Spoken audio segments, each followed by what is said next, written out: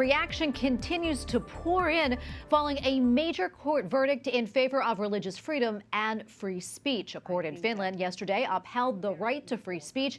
It dismissed all charges against a former member of the country's parliament who had been charged with hate speech for sharing her views on marriage and sexual ethics. Lutheran bishop also was cleared.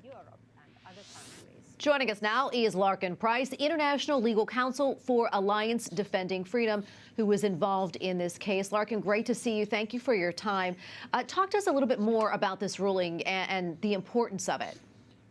Thank you, Tracy. This is an important case, both for Christians in Finland, obviously, but also more widely around Europe, because it illustrates, I think, very clearly the dangers associated with these hate speech laws that we're seeing across Europe at the moment. And it shows in a very pointed way the fact that they can be used to stifle the freedom of religion and the freedom of expression of Christians when they're engaged in making statements publicly to others, and when they're engaged in writing about Christian beliefs, and when they're engaged in using social media. So for us, the fact that two very high-profile Lutheran Christians in Finland would be investigated by the police, charged, and then brought to 2 days of court hearings for expressing what are mainstream Christian beliefs about sexuality and marriage was really quite outrageous. And this case should never have made it to trial. Obviously, we're very happy and relieved, and as are our clients, that the charges were dismissed. But I'm afraid to say that we may not be out of the woods yet. Both Päivi Räsänen and Bishop Johanna may now face an additional round of court proceedings if the prosecutors decide to appeal, and we'll know that within the next week. Can you talk to us a little bit more about that and what that would mean for them? Well, what it means is more disruption and stress in their lives, having to deal with more court proceedings, with more attention on this case, and just generally the problems associated with being dragged into court. Anyone who's been through any kind of court process knows that it's not something that's easy at the best of times.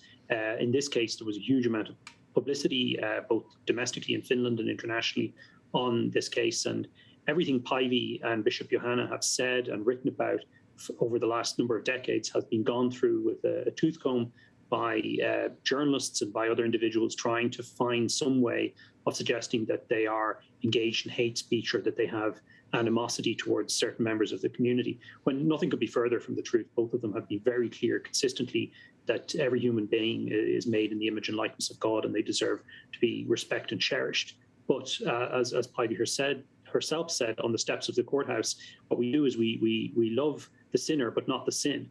And that's at the heart of what she has been talking about in the course of her writings and her public appearances in over 2.5 decades of public life as a member of Parliament. Lorcan, I'm curious, how is Päivi doing right now? I mean, how did she feel after the initial ruling came out? Well, she's very relieved and grateful, and grateful for the prayers and support she's received around the world and from across the all Christian denominations. She's obviously concerned that this could continue. But what she's found remarkable about the whole thing is the number of people who've written to her, people who are not Christians, saying that they admired her courage for taking this stance, and the number of people who have said, as a result of reading about this case, that they've started to look more deeply into what Christians believe about human sexuality and marriage. And that in itself, I think, has given her great strength and comfort in dealing with this ordeal. And Bishop Johanna, the same as well. He has been really impressed by the prayers that he's received from around the world, and people as far away as Africa, Asia, South America, and of course in the United States, contacting them.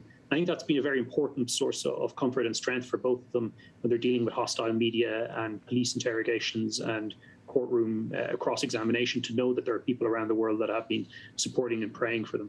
Yeah, and as you mentioned, Lark, we don't have a whole lot of time left, but it doesn't seem that things are just quite over for them yet. But that being said, with the ruling, can you talk to us maybe about how and if this will help people whose religious beliefs are being questioned? We think it's a very important case for that reason. While it doesn't set, let's say, a new legal precedent outside Finland, it shows that where criminal complaints are made against Christians for speaking about their faith, citing scripture, and talking about marriage and sexuality, that simply because some people may find that upsetting or offensive is not in and of itself a reason for criminal charges to be brought, and is not a crime. So the message from this case, I think we're trying to make it very clear that hate speech laws are harmful, but Christians should not fear that they will inevitably be prosecuted as a result of these kind of laws, and that there are ways to defend themselves, and that we're very happy with the result for that reason. And we hope, if it is appealed by the prosecutor, that we'll be successful in the Court of Appeal. We'll be praying for all of you. And thank you so much for speaking to us about this very important case. Lorcan Price, International Legal Counsel for Alliance Defending Freedom. Thank you. Thank you.